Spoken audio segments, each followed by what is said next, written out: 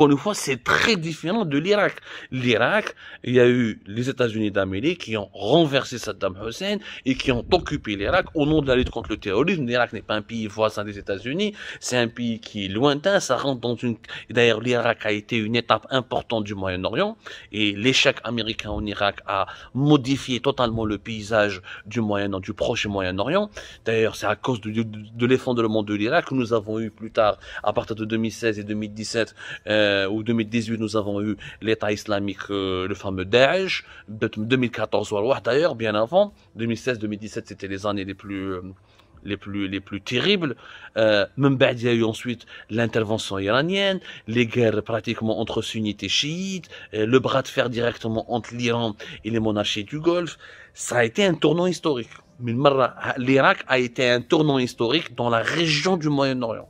Et il n'a pas été un tournant historique pour l'humanité, parce qu'en Asie, ou là en Europe, ou là en Europe du Nord, ou là en Amérique latine, ou là en Amérique centrale, l'Irak n'a absolument pas influencé leur quotidien, ni n'a influencé leur avenir. La question, ce qui se passe en ce moment en Ukraine, va influencer toute l'humanité, y compris nous les Algériens. Alash, parce que comme l'historien Harari, il dit que nous avons deux directions.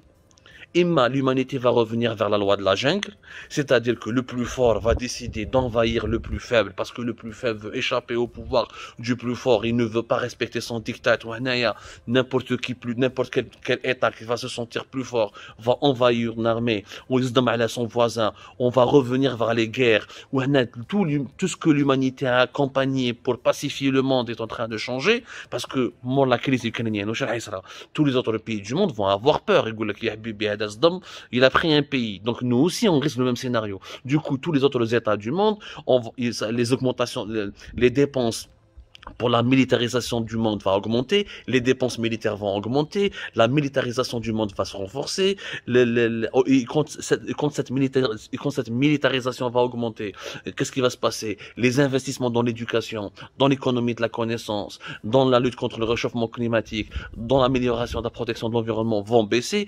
Le scénario de la loi de la jungle. Ou qu'il y a un autre scénario, l'historien Harari, il dit qu'il y a un autre scénario où l'humanité ne sombre pas dans la loi de la jungle, et à partir de la crise ukrainienne, on va essayer d'intervenir pour dire qu'on ne règle pas les problèmes de cette manière. Non, tu n'as pas le droit d'attaquer un voisin ou de l'envahir quand il y a un différend politique. Il y a d'autres manières de régler ce problème. Parce que depuis la fin de la Deuxième Guerre mondiale, pourquoi il n'y a pas eu de Troisième Guerre mondiale?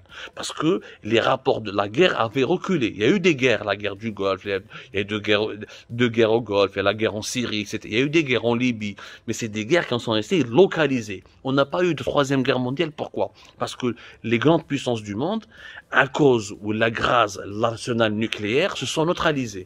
Aujourd'hui, une troisième guerre mondiale, personne ne sera gagnant. Tout le monde va perdre parce qu'il y aura des millions et des millions de morts à cause de l'utilisation des armes nucléaires. Ce qui fait qu'il y a eu un équilibre des terreurs. Il y a ce qu'on appelle la théorie de l'équilibre de la terreur. C'est-à-dire que chaque puissance ne s'aventure pas à attaquer l'autre puissance parce qu'on risque d'avoir, tout le monde sera perdant. Si je lance un missile nucléaire, je vais lancer sur moi un missile nucléaire, tout le monde sera détruit. Donc l'équilibre de terreur a forcé la paix. La crise de Cuba, les années 60. Il y a eu pas mal de crises lors de la guerre froide qui ne se sont jamais soldées par un affrontement direct. Les rares affrontements ont été indirects, comme la guerre de Corée les années 50, ou la guerre de Vietnam les années 70, ou la guerre de l'Afghanistan les années 80. C'était des affrontements indirects, c'est-à-dire l'Union soviétique ou les États-Unis rentrent dans un pays et le camp adverse soutient ce pays-là en fournissant des armes. Mais là, c'est pas la même chose. Là, nous avons un pays au cœur de l'Europe parce que les deux guerres mondiales se sont déroulées en Europe. Il n'y a pas eu de guerre mondiale ailleurs dans le monde. L'Occident, c'est lui qui a enfanté la guerre moderne, conventionnelle, destructive, infernale, horrible. C'est lui qui a enfanté le concept là.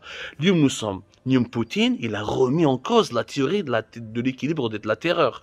Poutine, déroule des sanctions pour essayer d'isoler son économie, pour essayer de l'empêcher de financer sa guerre en Ukraine. Il a menacé de déployer des armes nucléaires en Biélorussie, qui est quand même la porte de l'Europe. Donc, c'est pour ça qu'il a raison, l'historien israélien Noah Harari, qui dit que la direction que va prendre l'humanité est en jeu.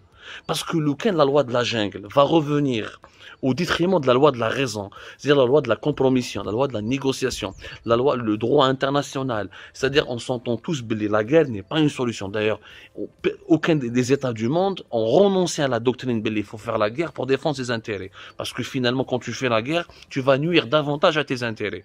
Oui, ça a été prouvé depuis les 2 guerres mondiales. C'est pour ça que les rares guerres qui se sont déroulées depuis, encore une fois, ont été des guerres localisées et rapidement étouffées. D'ailleurs, il y a eu beaucoup moins de morts de l'humanité sur la planète depuis la fin de la 2e Guerre mondiale. Si la loi de la jungle va revenir, رحنا فيها كاع. Donc, إن شاء الله بعيد الشر حنا عندنا une crise financière ولا non, par exemple, imaginez maintenant 10 ans, نقصنا دراهم, on ne pourra pas financer notre armée. Mais le Maroc risque de foncer sur nous.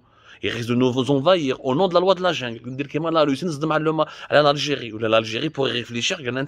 J'ai un problème avec le Maroc, donc je vais essayer de l'envahir. La même chose avec l'Égypte. L'Égypte a un problème avec l'Éthiopie. Elle va dire je vais envahir l'Éthiopie. Et vice versa. L'Éthiopie dit qu'il y a un problème avec l'Égypte. Alors je vais envoyer mon armée. Je vais envahir l'Égypte. Imaginez que chaque État essaie de se militariser comme Poutine. Il essaie de réfléchir comme Poutine. Il essaie de faire comme Poutine. Ce sera la loi de la jungle, ce sera le retour de l'insécurité dans le monde entier. Les Algériens, il faut arrêter avec cette admiration que nous avons pour la force militaire, avec cette admiration que nous avons pour la violence. Non, rappelez-vous, dans notre histoire, lors de la guerre froide, l'Algérie n'a été, c'est faux, l'Algérie était dans le camp soviétique, non, l'Algérie avait des relations avec les soviétiques, mais elle avait aussi des relations avec les États-Unis. Il avait essayé de faire l'équilibrisme. L'Algérie a été parmi les pays qui ont créé le mouvement des non-alignés. Rappelez-vous de la question du mouvement des non-alignés, qui a été créé du bout des années 50, et qui a été renforcé en 1961 avec la conférence de Belgrade, jusqu'à maintenant, où il y a eu la fameuse conférence qui a été organisée en Indonésie. Rappelez-vous, c'était un bloc qui a regroupé des dizaines de pays qui ont dit que nous sommes une 3e voie. ما نحبوا نكونوا مع الوست ما نحبوا نكونوا مع l'est. نتوما كنتوا تاكلوا بيناتكم, احنا ما ندخلوش روحنا بيناتنا. ما ندخلوش روحنا بيناتكم.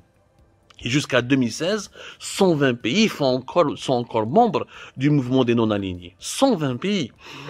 Maintenant la Chine, maintenant l'Afrique du Sud, maintenant l'Inde, maintenant l'Algérie. L'Algérie qui était, encore une fois, l'un des pays les plus actifs, les leaders de ce mouvement des non-alignés. À l'époque de la grande année, les heures de gloire de la diplomatie algérienne, les années 70, fin des années 60, et durant toute la décennie des années 70 et une partie des années 80. Les Algériens, dans notre histoire, ni nous n'avons été trop pro-Union soviétique, ni nous n'avons été très pro-États-Unis. Et c'était le meilleur choix. Une 3e voie existe. Une 3e voie existe. Il faut revenir vers la pensée du mouvement des pays non alignés, qui existe encore, et qui regroupe les 2/3 des pays membres de l'ONU. Je n'ai pas à suivre Poutine dans sa folie, je n'ai pas à suivre les États-Unis dans leur impérialisme exagéré, je n'ai pas à suivre l'Union européenne dans ses calculs politiciens. Je peux incarner une 3e voie qui est celle d'un pays plus sûr, d'un pays multipolaire où ce n'est pas les puissances armées qui décident. C'est pas parce que tu as les armes nucléaires que tu dois décider pour mon avenir, que tu dois décider pour ma vie, que tu dois décider à ma place. Et ce n'est pas parce que les États-Unis d'Amérique est un pays riche, ils ont Apple, Amazon ou Facebook, qu'ils doivent décider à notre place. Il faudrait que la diplomatie algérienne retrouve ses lettres de noblesse. Il faudrait que nous, les Algériens, on replonge dans notre passé pour retrouver les idéaux taouana. Les idéaux qui ont fait la gloire, qui ont fait la noblesse de nos ancêtres, qui ont libéré notre pays. On a arraché notre indépendance avec les armes. On connaît ce que c'est que le coût de la violence. On connaît ce que c'est que le coût d'une guerre. On ne va pas soutenir des guerres. Je ne vais pas dire aujourd'hui Poutine à la gel parce que c'est dans la chab. Les femmes ukrainiennes, ils ont fait quoi? Les enfants ukrainiens, ils ont fait quoi? Zed, aujourd'hui, un dernier mot. Moi, je suis admirable devant les Ukrainiens. Je le dis. Regardez leur président, Volodymyr Zelensky. Un acteur. Il était un acteur. Il a fait une série qui a cartonné. La série a Serviteur du peuple. Ensuite, c'était en 2015. 3 ans après, 4 ans après, il participe aux élections présidentielles de 2019. Il gagne avec 73%. C'est une démocratie. Son adversaire a accepté le scrutin ou le président. Je me souviens, je lisais certains intellectuels algériens sur les réseaux sociaux. Ah, Zelensky va se faire bouffer par Poutine. Ah, l'acteur Poutine Yeklo. Aujourd'hui, Zelensky qui est âgé de moins de 50 ans. Il est âgé de 47 ans, plus exactement, si je ne me trompe pas. Alors, il tient debout. Il n'a pas eu peur. ما هربش من بلادو. Il n'a pas eu peur. Il veut rester 44 ans plutôt. Ferme 44 ans. Les États-Unis d'Amérique, on va t'exfiltrer. Non, je refuse d'être exfiltré. Je veux rester dans mon pays. Je veux, si je dois mourir, je dois mourir dans mon pays. Il a fait plusieurs vidéos sur les réseaux sociaux. قاعد في كييف مع شعبه, مع الجيش تاعو, مع ولاده, مع فاميلته. Il n'a pas fui. Regardez les dirigeants arabes. En 2011, Ben Ali وين خلاص. دار طيارة ودار فاميلته وهرب. قدافي هرب.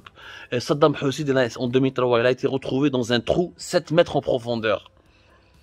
قدافي مات كي الفار. هارب حتى كي حكموه. Ils l'ont pourchassé, ils l'ont traqué.